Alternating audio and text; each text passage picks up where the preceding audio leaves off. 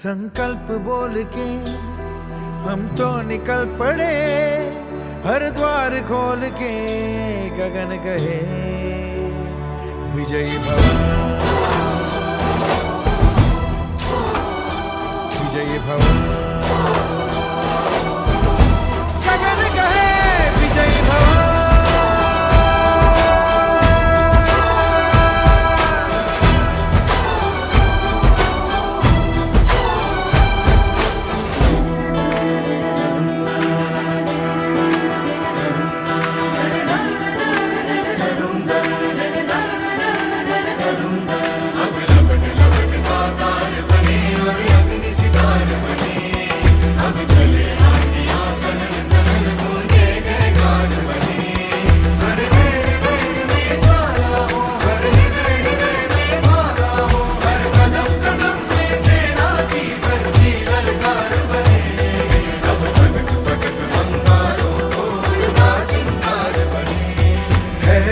की सुरन भटकी है रोशनी, है छटपटा रही रोशनी, गगन कहे विजयी भव।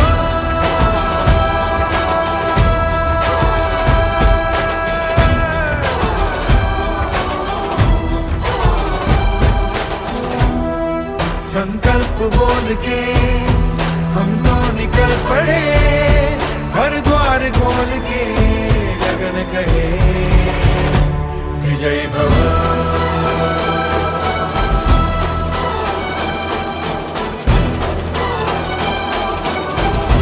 गगन कहे विजयी भव।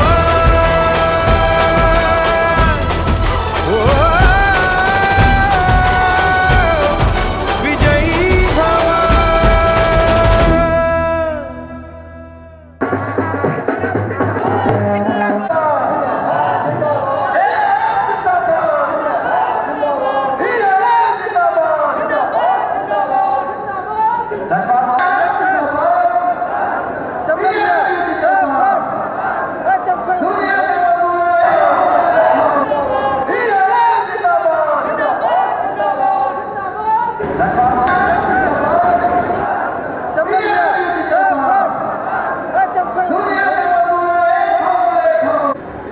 भागलपुर ईस्टर्न रेलवे के जुझारू एवं लड़ाकू साथियों, रौनक आई आपके आने से, रौनक आई आपके आने से, वेलकम करता हूं आपका तहे दिल से। भागलपुर का नहीं है, मालदा डिवीजन का बहुत पुरानी नेता है, बहुत रेस्पेक्टेड लीडर है। लेकिन ईआरएमयू के सवाल पर नहीं, ईआरएमयू के सवाल पर नहीं था, संघ मजदूरों के सवालों पर हम सभी एक थे। आज हम सभी इतिहास के गवाह, all India railwaymen's federation का ये 100वां वर्ष चल रहा है और हम सभी साथी आने वाले 100 वर्ष में रहेंगे या नहीं रहेंगे, लेकिन या दिल्ली के 24 में अप्रैल महीने में जो शताब्दी वर्ष मनाया जाएगा उसके गवाह हम और आप।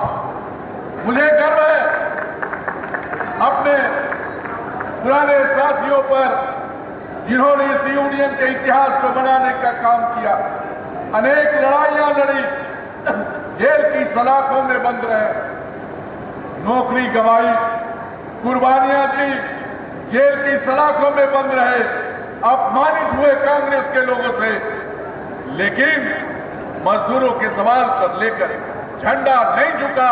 हम कुर्बानी देकर भी यूनियन का झंडा बुलंद रखा। आज जो नौजवान साथी रेल के अंदर आना चाहते हैं, वो क्यों आना चाहते हैं? इसलिए कि हमारे पूर्वजों ने इसमें सुविधाएं दिलाने का काम किया। एक सोशल सिक्योरिटी है, एक गारंटेड पेंशन है, लोगों का वर्किंग आवर्स है, पास की सुविधा है, पेंशन की सुविधा है, मेडिकल की सुविधा है, रात्रि भत्ते की सुविधा है।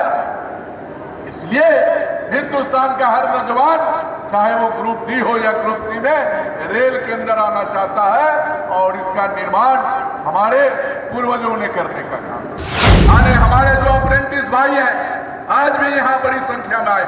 हम जानते हैं कि उनकी परेशानियां होती है, लेकिन भरोसा दिलाना चाहता हूं अपने अप्रेंटिस साथियों को, हर पुराने अप्रेंटिसों ने इस यूनियन के साथ लड़ाई लड़ा और विजय हासिल किया। आपको भी विजय मिलने का काम होगा, यह भरोसा करें।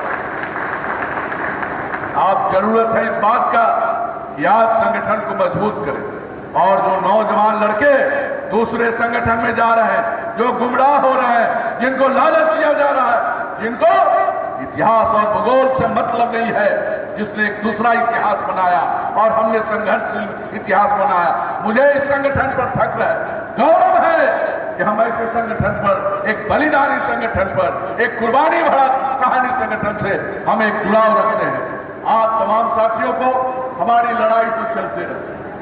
आपके मुझे विश्वास है अमित घोष जी के नेतृत्व में एक एक नौजवान इस ईस्टर्न रेलवे में एकत्रित होगा, सभी शाखाओं को मजबूत करने का काम करेगा और ऑल इंडिया में एक मिसाल बनके ईआरएमयू संगठन खड़ा होगा। घबराने की आवश्यकता नहीं है, धैर्य रखने की आवश्यकता है। मुझे दुख होता है जब कुछ साथी कहते हैं कि वो साथी जो है वो खुदकशी करने के लिए तैयार है, मरने के लिए तैयार है। हम लोग उस ट्रेन से नहीं आते हैं, मुस्खात से नहीं आते हैं, हम उस हाल मास के नहीं बने हुए जो मरने की बात करें। कभी जरूरत पड़ेगी तो मारने की बात करेंगे, मरने का मामला जो है वो अपने खून में नहीं है। हम मरे क्यों? जो जुल्म करेगा उससे निपटे और उसको निपटाने का काम करें। तो इसलिए आपको घबराने की आवश्यकता नहीं। आज मैं भाई आर.के. सिंह को एक्चुअली विदाई देने के लिए आया था। वैसे तो शायद हो सकता है कि मेरे किस्मत में भागलपुर फिर भी ना हो, लेकिन ये अपने पुराने साथी हैं। जब अमित ने कहा कि आर.के. सिंह का विदाई समारोह है और उनकी ये शर्त है कि आपको वहाँ जाना पड़ेगा, तो हमने कहा कि इनकी अगर ये शर्त है तो मैं उसको निभाऊँ। तो सौभाग्य से आज एक टिकट में कई जोरदार तालियों से इनका इस्तेमाल किया। अभी आपने देखा कलकत्ते में कितनी बड़ी रैली हुई, लेकिन चूंकि वहां राज्य सरकार के कर्मचारियों को पहले से ही सरकारी खजाने से पेंशन मिल रही है, तो शायद उनको उतनी एकजुटता दिखाने का मौका नहीं मिला। लेकिन फिर भी रेलवे के साथियों ने कमाल किया, डिफेंस के साथी भी जुटे, इनकम टैक्स के साथी भी आए और इतना बड़ा हुजूम, और वो भी एक जोश के साथ बरसात का मुकाबला करते हुए डटा रहे और कहे कि भारत सरकार तुम होश में आ जाओ, ये मजदूर सिर्फ मीटिंग करने के लिए नहीं आया, रैली करने के लिए नहीं आया।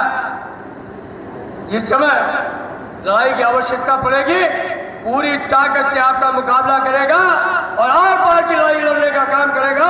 इस संकल्प के साथ यहाँ आने का काम किया।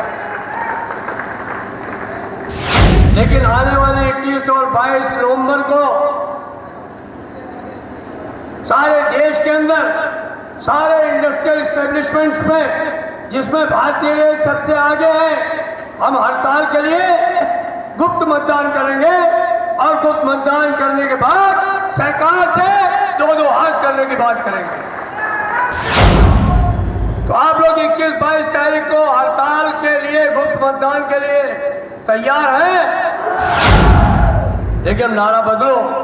वो नारा यही है कि आप लोग संघर्ष करो, हम आपके साथ हैं, ये सब आपके साथ। यूनियन ने अंग्रेजों से लड़ाई लड़ी, अंग्रेजों के जमाने में हड़तालें की हैं, 60, 68 और 74 का इतिहास बनाया। जब तक ये देश जिंदा रहेगा, रेल जिंदा रहेगी, ईस्टर्न रेलवे मेन्स यूनियन की शाख जिंदा रहेगी, उसके साथियों का जौहर जिंदा रहेगा, उसका इतिहास जिंदा रहेगा। हम अपने कर्मचारियों के प्रतिनिधि हैं। हम आपको साफ तौर पर कह देना चाहते हैं कि हम ना आपकी कोई बात समझने वाले, न सरकार की कोई बात मानने वाले। हम एक ही बात जानते हैं कि जो पुराने पेंशन में बेनिफिट्स थे वो आप हमको दे दीजिए। बेसिक पे का आधा आपको पेंशन के रूप में देना होगा, उसके ऊपर आपको डीएनएस जो है वो रिलीफ देना होगा। इस बात का आपको घोषणा करना हो तो ठीक है, अदरवाइज जय हिंद, जय भारत। हम नहीं चलते। हम दुनिया की 5वीं अर्थव्यवस्था हैं और जल्द ही हम दुनिया की 3री अर्थव्यवस्था बनने वाले हैं। आपने सुना है? तो जब हम इतनी बड़ी अर्थव्यवस्था है तो फिर पुरानी पेंशन बहाल करने के लिए हमारी आर्थिक स्थिति खराब कैसे हो गई?